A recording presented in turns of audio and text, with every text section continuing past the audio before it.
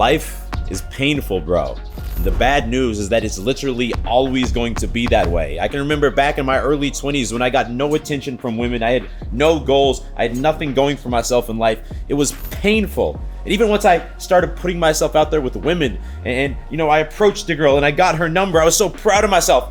But then she would ghost me or flake on me. And again, it was pain. Or even when I got my first girlfriend and I thought, we made it. That there's a girl who cares about us. This is gonna make me feel amazing.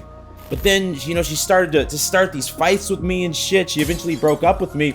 And that was like one of the most painful things I've ever experienced.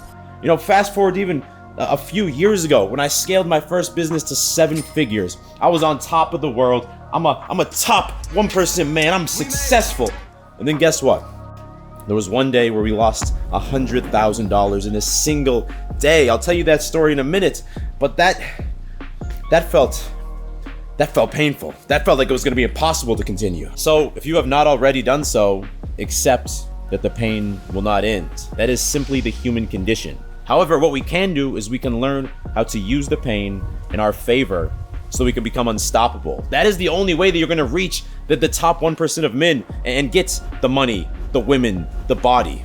There's no other path there. And real quick, before we take a look at how to do that, something else that's gonna make you unstoppable is the brand new Edge collection that just went live. That means you can finally pick up a pair of our brand new Element joggers. Look, every guy needs a pair of comfy sweatpants. The problem is most of them look like shit, but not these. These have a slightly relaxed athletic fit, and they just look and feel amazing. Now to complete the fit, of course, you gotta pick up one of the brand new matching Element hoodies. The fabric on these is a little bit thinner than our normal hoodies, perfect for springtime. The basic tee is also back in brand new colorways. Just the perfect fit on this one. It's not awkwardly tight anywhere, but still has that clean, classy vibe. Our best-selling movement joggers are also back in new colorways. These things are indestructible, insane 4-way stretch. You can take these from the cafe to the office to the gym without missing a step. Plus, the Elite hybrid shorts are back. These have that built-in liner with the hidden foam pocket. Honestly, there's not a better pair of gym shorts out there. All of that is available now. And because you're watching my video, I'm doing something a little special for you. The coupon code on the screen right now, that's gonna save you 10% off your entire order. It's time to take your style to the next level. Just go to edgelifestyle.com or click that first link in the description to shop now.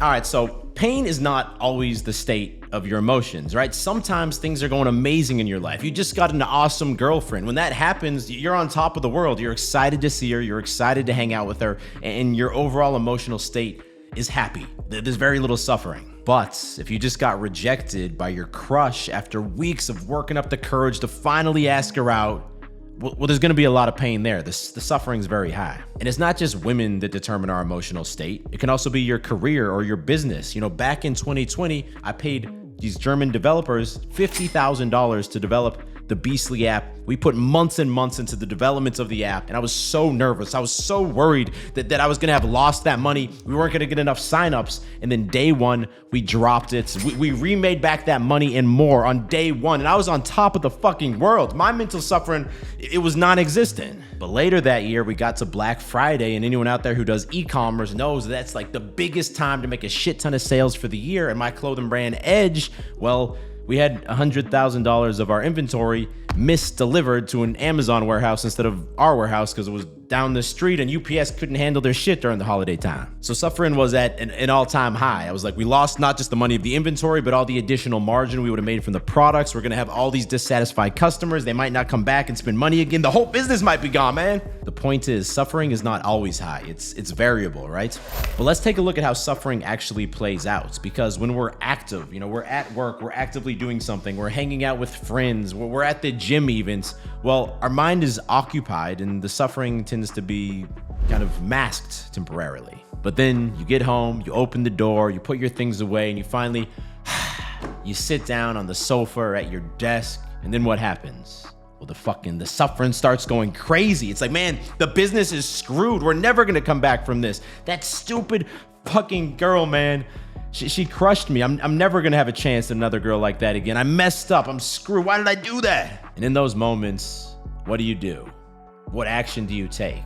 I know for me, a lot of times I might pick up my phone and start scrolling mindlessly on Instagram through stupid memes and hot girls, or if I'm in a rough time, I might even go to Pornhub.com and do something bad on there. Maybe I start watching YouTube videos like political news that I don't really care about, but it's occupying my mind. Or I start watching gear reviews for new drones or new camera gear. And the interesting thing is that these same like lizard brain activities of just searching for something to occupy your mind or maybe give you a quick release of dopamine, we don't only do this just when we're suffering and, you know, hating ourselves. We also tend to do it when we're bored. You know, we don't feel like we have much direction or much things to do at the moment, or even when we're just like facing a challenging situation. Like there's a problem, you know, there's a YouTube video I'm planning that I can't figure out. I'm trying to create the next edge collection and I'm not sure what to do. And rather than sitting there with the problem, I'm like, well, fuck this shit. Let's do some shit. Let's watch some YouTube. And it fucking works, man. It fucking works so well because as soon as I get my mind distracted by something else, the pain's gone, the boredom's gone, the suffering is gone. Now my mind is lost in a TV show or on some stupid YouTube video or, you know what I'm saying? It's easy and it works. That's why we keep doing it. It works so well. It ends the pain. But of course, it's not a positive thing because even though in that moment it feels better, it causes our growth in life just to completely stall, or even worse, it causes our growth and our momentum to go negative. In these moments, all you're really doing is preventing your brain from processing these difficult thoughts and these challenging emotions that are going on inside of your head, right?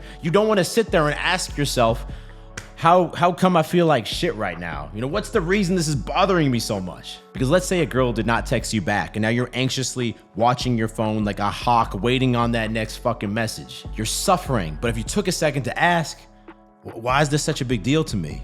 Well, the answer is a scary one, right? The answer is a really fucking scary one. The answer is usually, I'm afraid that no girl is ever gonna keep texting me back and no girl is ever going to love me.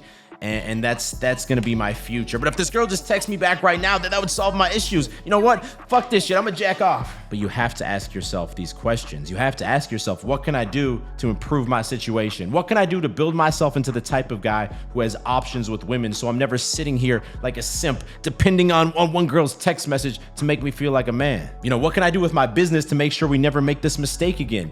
I eventually, after a couple weeks of suffering, I got to that point after that lost shipment and we changed our supply chain. We changed our logistics so it can't ever happen again. It's fucking impossible. The frustrating thing here is that the solution to changing how you respond to mental suffering, it's extremely simple. It's so simple, but it's basically impossible at the same time. The trick is simply to not hide from the suffering. That means no screen time, no porn, no YouTube videos. When you're in pain or you're bored, you have to just fucking sit there with the frustration and let your mind torture itself for a little bit. Maybe go out for a walk, leave the phone behind, call up a like-minded friend and bounce this shit off of him to get some external feedback.